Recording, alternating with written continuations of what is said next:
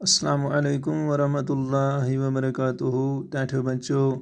तस मालूम कि अस पोर रात यत अवल सवल लेसन पारान क्लास 4th खतर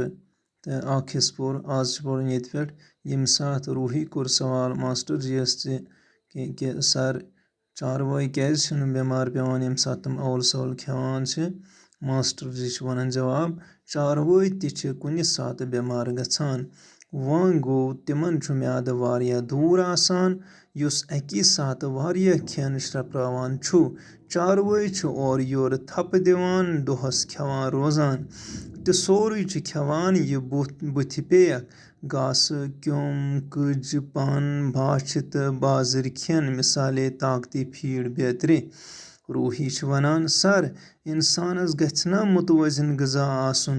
दपान मुतवज़िन ग़िज़ा सह सेहत ठीक रोजान मास्टर जी वनान यह पोज ग़िज़ा गछ मुतवज़िन आसुन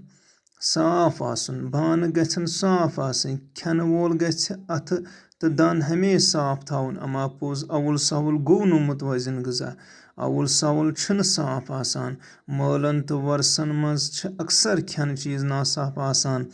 यथी वारिया चीज़ खेन मा गो मुतवज़िन ग़िज़ा अदनान वोथ सर तेल क्या गो मुतवज़िन ग़िज़ा मास्टर जी मुनासिब मकदारस मज अकी सात खेन साफ तो शूज चीज़ खेन मसलन सुबह जन खे षन चाय प्यालहन षच सत माश रचना तो स्वीट ठुलहना अम सत रोज तस सेहत ठीक सर मे तोर वन फिक्र ज बह क्या बेमार पेमुत टाठो बच्चों यम लेसन यही मकसद कि गो न अवल सवल खेन कह इत पे वनकन बच्चे मालिस माज पोस हेवान तो गसन दुकान पे अनन तम जंक फूड्स यम लिफाफन मज यथ कुरकुरी वन या बाकी चीज़ यमो सत इंसान बेमार पेवान न सेहत अमिस बनान न अमिस बॉडी बिल्डअप गसन टाठो बच्चों अस पज खेन मुतवज़िन ग़िज़ा यम सोन सेहत बन यम सेहतमंद जिसम आस तो दिमाग ति सेहतमंद बनान तमी सत इंसान हेकान परित हर कह काम करित बाकी वस्सलाम।